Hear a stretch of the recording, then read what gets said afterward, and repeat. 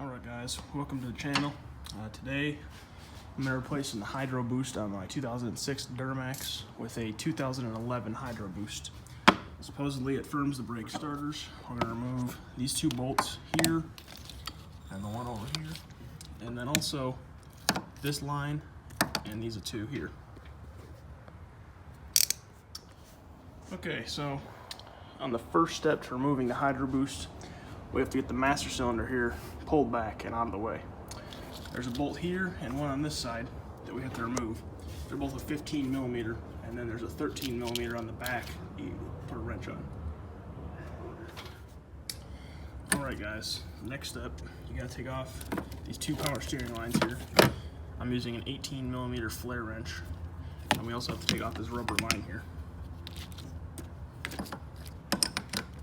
Alright guys, this next part's going to be kind of tricky. You have to come into the vehicle, go up under here, and we have to remove this little metal clip right here. So your rod is not connected to the brake pedal anymore. You have to be very careful not to break the brake switch. And then after that we have to remove these 4 bolts right here. I believe they are size 15s. Alright guys, I just got all 4 of those bolts out of there.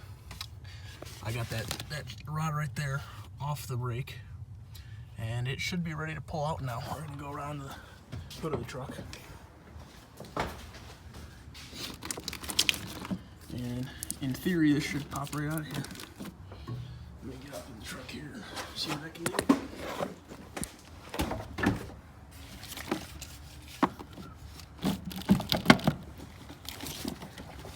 Camera down, and I'll start filming again once I get this out of here. Alright guys,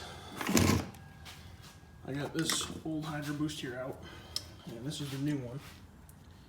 So this is from my 2011 Duramax, and this is from my 2006. They're basically identical. Supposedly this one here brakes harder.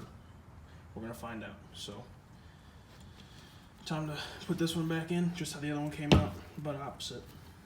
I'll get back to you when I start putting the bolts back in. Alright guys, I got the new hydroboost here, slipped right in. Pretty easy, not too difficult. I think my next step, I'm going to go inside the cabin and put those 4 bolts back on the back. And then also put the brake rod back onto the brake pedal along with my switch and a little metal clip. After that I'm going to come out here, I'm going to put these 2 bolts back on the 2 green bolts here, and put the nuts on them. And then I'm going to come in, put my 2 hard lines in, and my rubber line here, and she's all done. I gotta bleed the power steering, and I'll take her for a test drive. Alright guys, I got all the bolts put back inside the cabin. Now the next step is going to be to remove these little plugs here, and then replace my hard lines back onto the the one over here with the white cap, it's an 18 millimeter flare wrench you gotta use. And this green one over here is a 16 millimeter. I use a flare wrench to break them loose, and then I use a regular wrench to take them off the rest of the way, just because it's easier.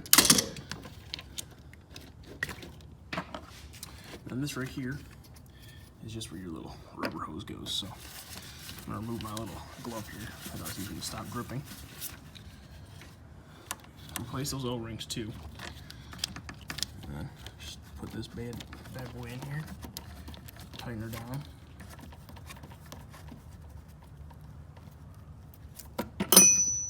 Put my flare wrench on it.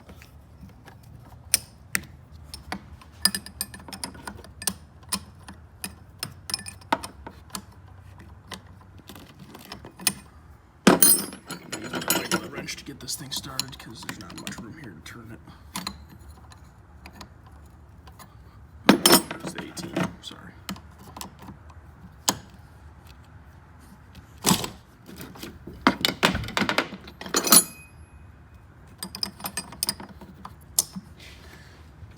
I'm just gonna snug it down.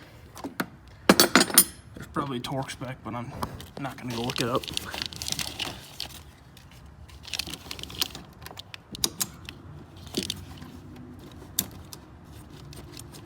Make sure you get it in there, don't cross thread it.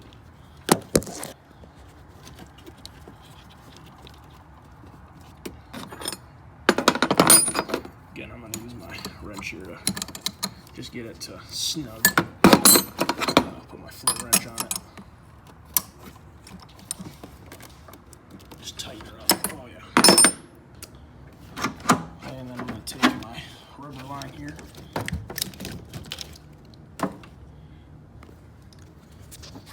Put you guys down for this just for a moment.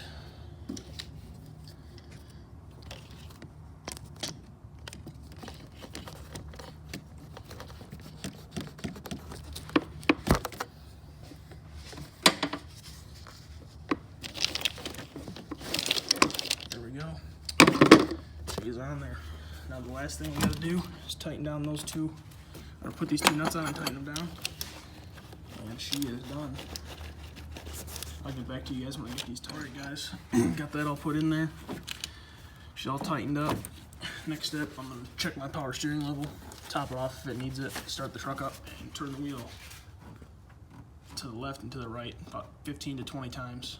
Hopefully bleed all the air out of there. Alright guys, sorry if it's a little bit dark in here. Shouldn't be. I got all my lights on because my tint's very dark. Got it all installed here. About to go take it for a test drive. So far, I'm very impressed. It stops instantly. I will come back with an update either while I'm driving or when I get back. Driving down the road right now. I'm going about 40 miles an hour, and I'm going to give it, I don't know, half the brakes.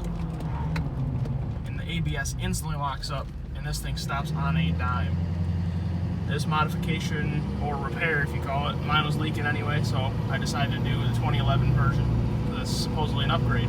I'm very impressed with the results. I highly recommend doing it.